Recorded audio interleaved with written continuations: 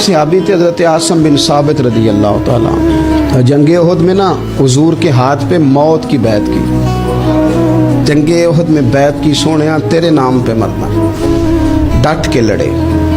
सलाफा बिन साद के दो बेटे बदर में कत्ल किए इन्होंने। एक कबीला गजील था, उन्होंने उहद के बाद हुजूर से कहा कुछ कारी हमें दे दें, हमने कुरान सीखना है। तो नबी पाक ने कुछ बंदे भेजे, तो आसिम बिन साबित को भी भेजा, लेकिन उन्होंने धोखा किया। वहाँ जाके इनको गिरफ्तार कर लिया। जब गिरफ्तार करके मक्के वालों के हाथ बेचने लगे तो हज़रत आसिम बिन साबित ने तलवार निकाल ली। फरमाने लगे मैं काफिर का कैदी होके जीने से बेहतर है शहादत की मौत मर जाऊं। काफिरों का कैदी लड़े और फरमाने लगे मेरे कमान में तीर बाकी है, मैं लड़ूंगा और इतना लड़ूंगा कि तुम्हें पता चलेगा मुझे लड़ना आता है। और फरमाया मैं सब्र करूंगा और सब्र करके दिखाऊंगा, मैं डटूंगा और तुम्हें डट के। अकेला बंदा मैदान में डट गया, अकेला। जब तीर खत्म हो गए तो फिर नेजा निकाल दिया। ये बात आपको इसलिए समझा रहा हूं कि कुछ लोग कहते हैं जी मैं अकेला क्या करूं। तो ये आखिर में याद रखें कि सब्र आपने करना है चाहे अकेले भी रह जाएं, हौसला करना है चाहे अकेले भी रह जाएं। अकेले लड़े, तीर खत्म हो गए तो नेजा निकाल लिया, खूब लड़े।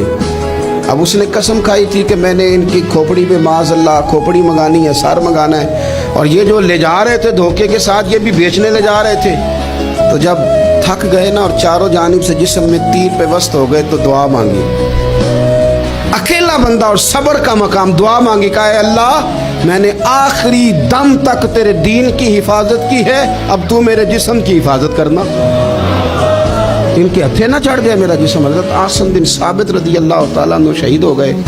काफिर करीब गए जिस्म पकड़ने के लिए, गिरफ्तार करने के लिए, सर काटने के लिए, तो शहद की मक्खियाँ आ गई, पूरे जिस्म पे कब्जा कर लिया। करीब जाते तो मक्खियाँ लड़ती, कहने लगे पीछे हट जाओ, शाम होगी ना तोड़ जाएंगी, फिर हम सर काट लेंगे। शाम तक चारों जाने बैठे रहे, ना कोई हवा आई, ना कोई बादल बरसा, ना कोई तूफान आया।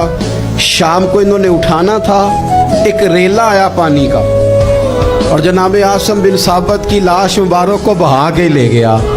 मेरे रब ने उस मैदान में भी ये बतलाया कि जो सब्र करे ना, रब उसके जिस्म की भी हिफाजत फरमाया करता, कि जिस्मों तक की आखिरी दम तक अल्लाह की मदद उनके सामने हाल है।